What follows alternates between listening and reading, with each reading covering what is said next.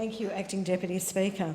For the 2017-18 financial year, Dungog, with 602 kilometres of road, received only $880,000 worth of funding.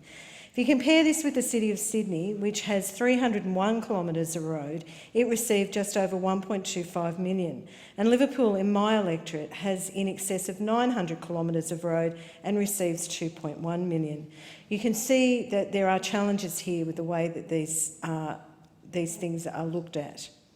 In New South Wales, the local government sector has faced the additional challenge of a state Liberal government who, to put it kindly, have been antagonistic towards local government. This is a state government that forcefully merged councils against the wishes of their residents, stripped away decision-making powers of councillors and has overridden local development controls to let developers run wild under the guise of reform. With the implementation of the state Liberal government's Fit for the Future faux reform program, New South Wales councils are also subject to a series of ratios and measures. These ratios are an attempt to measure a council's ability to generate revenue, provide value for money and adequately maintain infrastructure while adhering to a debt service ratio. Any council that fails to meet these ratios is faced with the threat of dismissal. Despite being democratically elected representatives of their communities, councils can be sacked for not meeting a narrowly ideologically driven set of numbers imposed in Macquarie Street.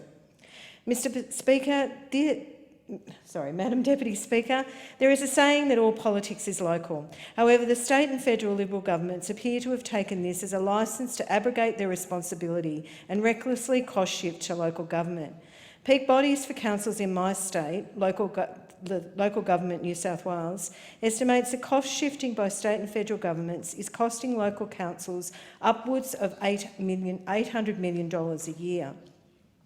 Some of the more egregious examples of cost shifting include shortfalls in cost recovery on regulation undertaken by councils on behalf of state government, various emergency services levies, and the list just goes on and on. What we have here is a perfect storm: an increased expenditure burden through cost shifting, a reduced revenue base through a freeze in grants, plus the additional burden of Fit for the Future ratios.